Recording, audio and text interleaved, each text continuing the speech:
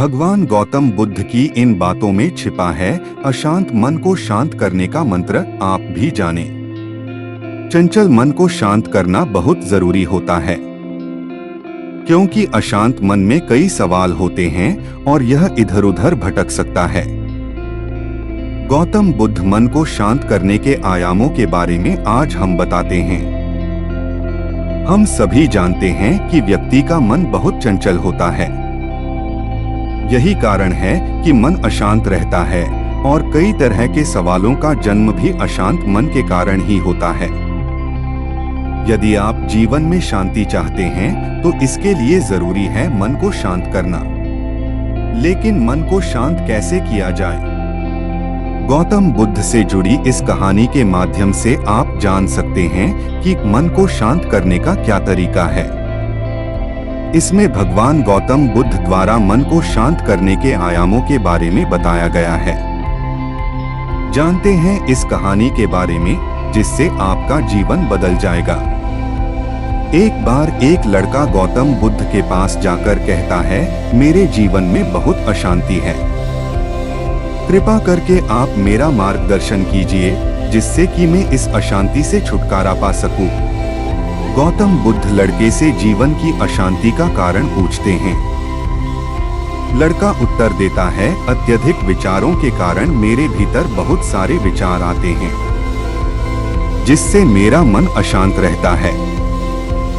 बुद्ध मुस्कुराते हुए कहते हैं, ऊपर आकाश की ओर देखो और बताओ कि तुम्हें सूर्य दिख रहा है।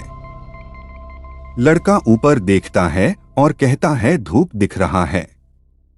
बुद्ध उससे पूछते हैं कि अगर तुम लगातार धूप में खड़े रहोगे तब क्या होगा? वह कहता है, मुझे अत्यधिक गर्मी लगेगी और शरीर में बेचैनी होगी। बुद्ध लड़के से कहते हैं कि अगर धूप में खड़े रहने से तुम्हें गर्मी लगती है तो इसमें दोष किसका है, सूर्य के ताप का या तुम्हारा? लड़का कुछ सोचने के बाद कहता है, इसका जवाब आप भी बताइए।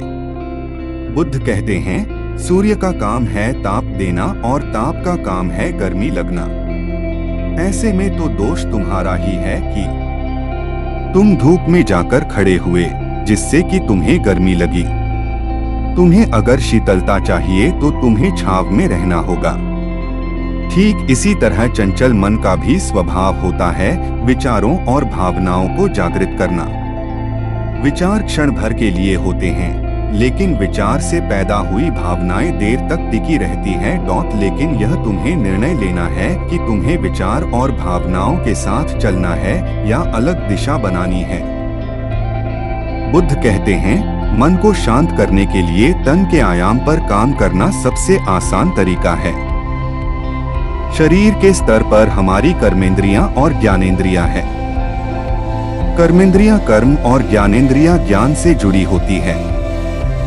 इससे हम अपनी संवेदनशीलता को बढ़ा सकते हैं, यानी हम जो भी काम करें उसे आनंद के साथ करें।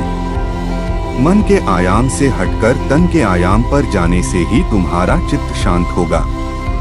ऐसा करने से तुम मन के आयाम से हटकर शरीर के आयाम पर आ जाओगे।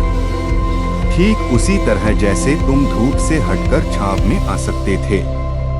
मन के आयाम से हटने पर तुम्हारी जागरूकता तन पर आ जाएगी।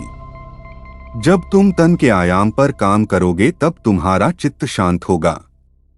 इसलिए हर काम को तन के आयाम पर करने से मन स्वतः शांत हो जाता है। लड़का बुद्ध से कहता है, अपने भीतर के सुर को कैसे सुने? बुद्ध कहते हैं, किसी शांत स्थान पर रहकर, जहां शांति हो, तब अपनी आंखें बंद करो और मन के भीतर चल रहे शोर से हटकर भीतर के सुर को सुनने की कोशिश करो। सुर निरंतर चलता रहता है, लेकिन बाहर के शोर के कारण तुम अपने मन के भीतर चल रहे सुर को नहीं सुन पाते हो। जब तुम अपने दोनों कानों को अपने हाथों से बंद कर दोगे, तभी मन के सुर को सुन पाओगे। इस तरह तुम मन की अशांति से दूर हो जाओगे और तुम्हारा मन शांत हो जाएगा।